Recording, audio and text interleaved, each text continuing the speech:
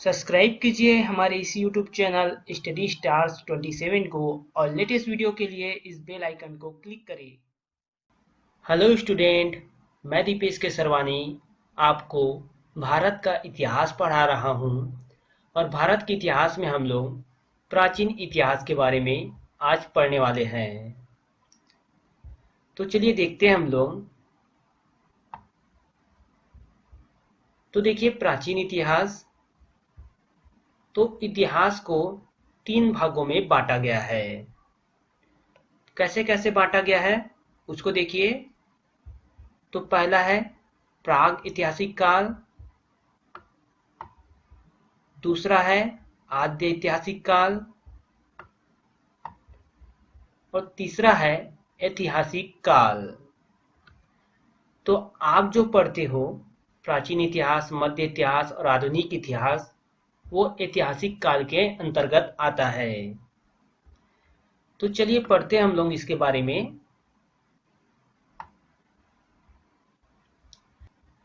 सबसे पहला है प्राग ऐतिहासिक काल।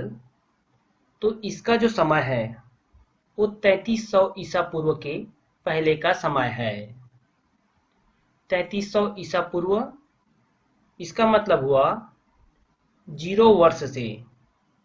जब भी हम लोग बात करें ईसा पूर्व का, तो वहां पर 0 वर्ष से जो हम माइनस करते हैं, जो वर्ष हम लोग माइनस करते जाएंगे 0 वर्ष से पीछे की तरफ, उसे कहा जाता है ईसा पूर्व।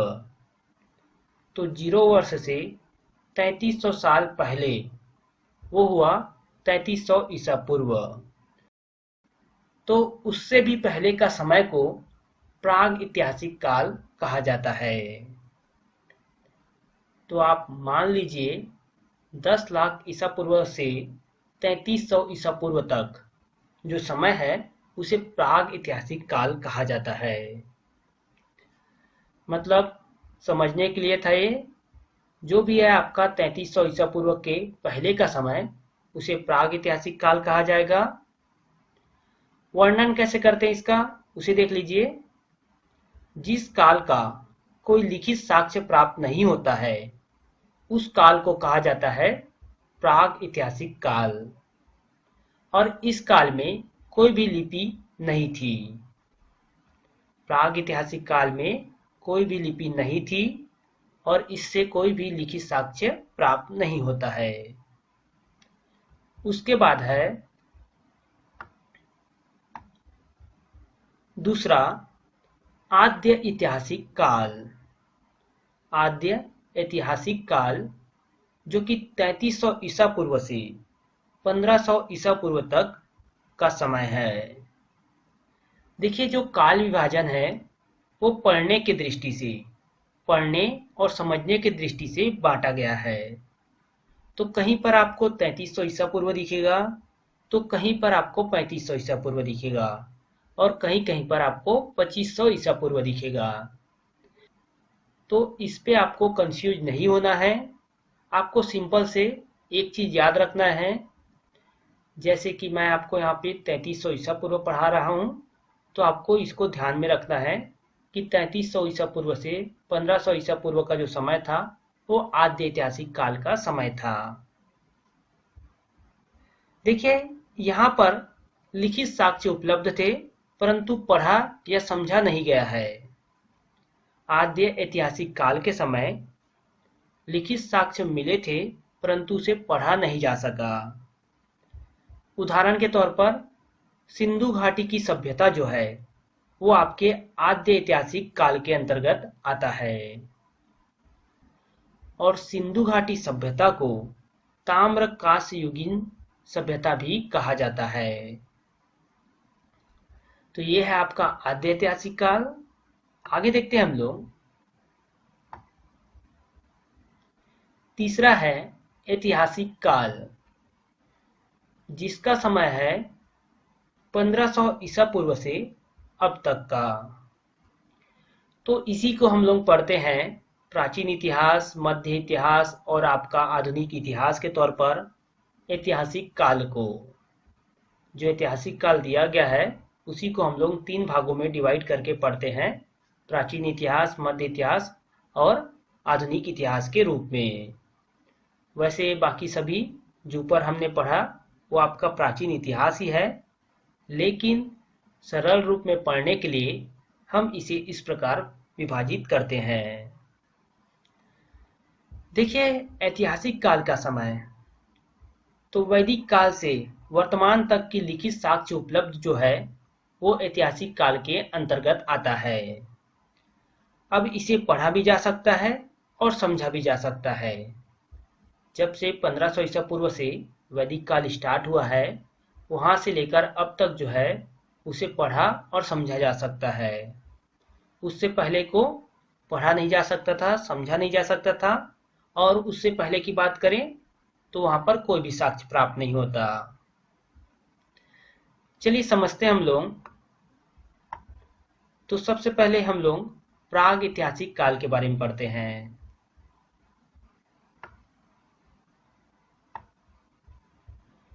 पहला है प्राग ऐतिहासिक काल। इस काल को पाषाण काल भी कहा जाता है। तो प्राग ऐतिहासिक काल को पाषाण काल भी कहा जाता है, और पाषाण काल का मतलब पत्थरों का काल होता है।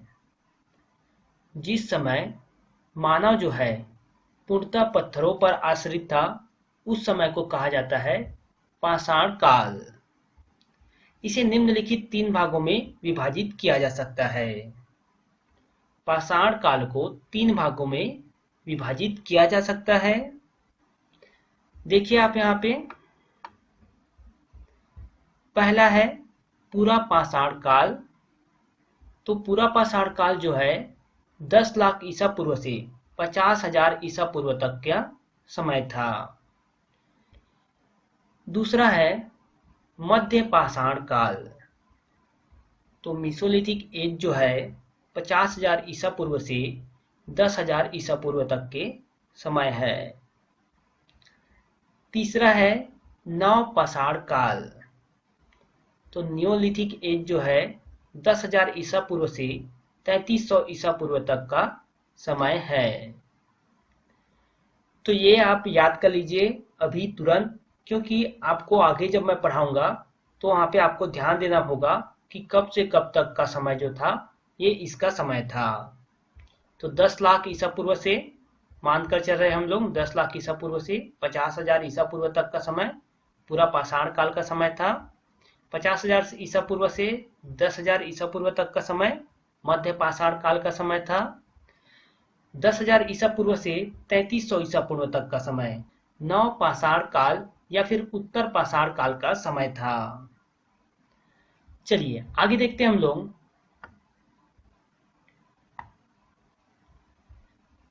तो पूरा पाषाण काल 10 लाख ईसा पूर्व से 50,000 ईसा पूर्व तक का समय। इस युग का मनुष्य शिकार पर आधारित था।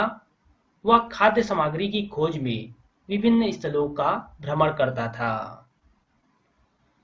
तो इस समय का जो मनुष्य था वो शिकार पर आश्रित था और खाद्य सामग्री के लिए अलग अलग जगह पर भ्रमण करता था। इस युग से हस्त कुठार एवं नर्मदा नदी घाटी का अवशेष प्राप्त होता है तथा शिकार के लिए पत्थर के औजार का उपयोग किया जाता था। देखिए हस्त कुठार की बात करें तो एक गदे के समान होता था। हस्त कुठार जो है पत्थर का बना हुआ गदे के समान होता था, जिसका उपयोग इस समय के मनुष्य करते थे। नर्मदा नदी घाटी का अवशेष भी प्राप्त होता है और ये शिकार करते थे पत्थरों के औजार का उपयोग करके। भारत में पूरा पाषाण काल को 3 भागों में विभाजित किया गया है। निम्न पूरा पाषाण काल, मध्य पूरा पाषाण काल और उच्च पूरा पाषाण काल। तो इसको आप याद रखिए कि पूरा पाषाण काल को 3 भागों में विभाजित किया गया है। आगे देखते हैं हम लोग। दूसरा है मध्य पाषाण काल। इस काल के औजार अपेक्षाकृत छोटे होते थे और भारत में प्राप्त प्राचीनतम मानव कंकाल इस युग से प्राप्त हुए हैं। तो मध्य पाषाण काल, जो कि आपके 50,000 ईसा पूर्व से लेकर 10,000 ईसा पूर्व तक का समय है, उस समय का मानव कंकाल प्राप्त हुए हैं और इस समय औजार जो थे अपेक्षाकृत छोटे होते थे। ये जो 2 पॉइंट है, ये महत्वपूर्ण पॉइंट है मध्य पाषाण काल के अंतर्गत। मध्य पाषाण काल के प्रमुख स्थल की बात करें तो मध्य प्रदेश के प्रमुख स्थल है भीमबेटका व आदमगढ़।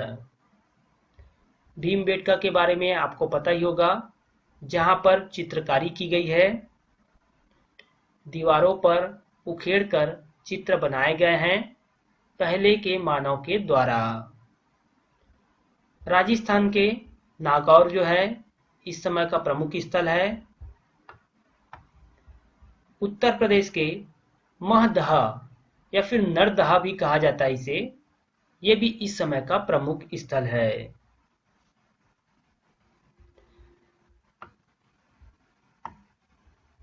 तीसरा देखिए, तीसरा है आपका नवपाषाण काल।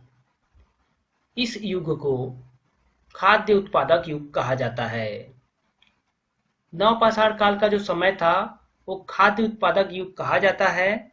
और क्यों कहा जाता है उसको आप यहाँ पे देखिए। तो देखिए, इस समय मेहरगढ़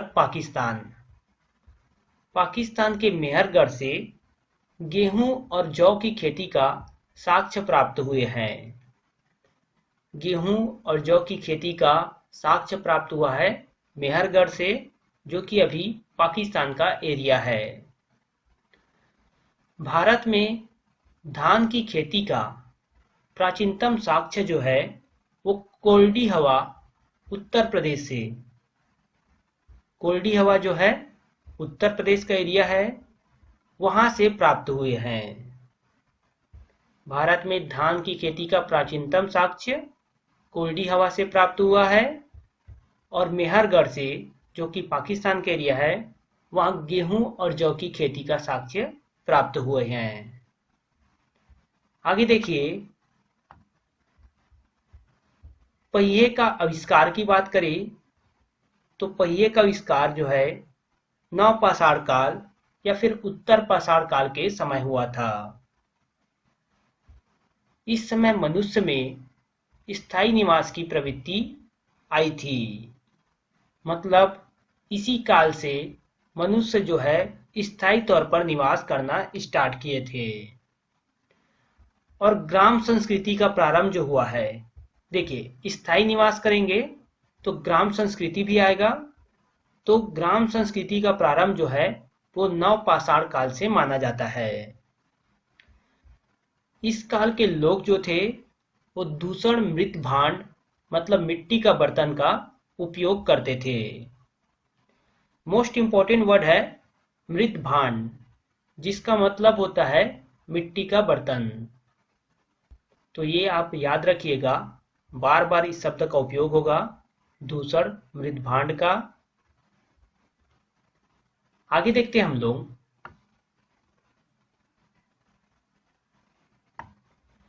देखिए, जब नवपाषाण काल जो रहता है उस युग के बाद ताम्रपाषाण काल आता है। ताम्रपाषाण काल, नवपाषाण कालीन युग के बाद ताम्रपाषाण काल आया। ये जो है आद्य ऐतिहासिक काल का समय है। इस समय सिंधु घाटी सभ्यता भी थी। यह आद्य ऐतिहासिक काल का समय सिंधु घाटी के समकालीन सभ्यता है। ऊपर हमने स्टार्टिंग में देखा था, देखिए प्राग ऐतिहासिक काल, आद्य ऐतिहासिक काल और तीसरा ऐतिहासिक काल। तो अभी जो है ये आपका आद्य ऐतिहासिक काल है। जो ताम्रपाषाण काल की बात कर रहे हैं हम लोग, वो आद्य ऐतिहासिक काल है।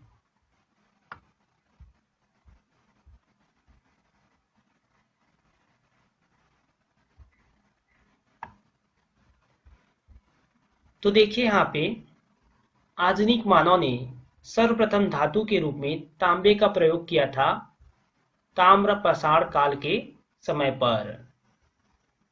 तो तांबे का प्रचलन जो है इसी समय से स्टार्ट हुआ है और इस युग को कैल्कोलिथिक युग कहा जाता है। ये भी महत्वपूर्ण है कि कैल्कोलिथिक युग जो है ताम्र पाषाण काल को कहा जाता है।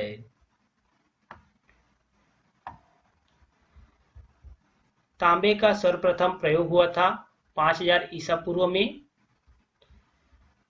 ताम्र पाषाण काल के मालवा संस्कृति के अवशेष नवदा, टोली व महेश्वर से प्राप्त हुए हैं। तो ताम्र पाषाण काल में मालवा संस्कृति थी जिसकी अवशेष जो है इस संस्कृति के बारे में नवदा टोली व महेश्वर के स्थान से प्राप्त हुए हैं।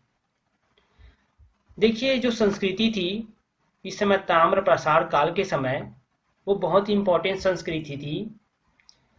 देख लीजिए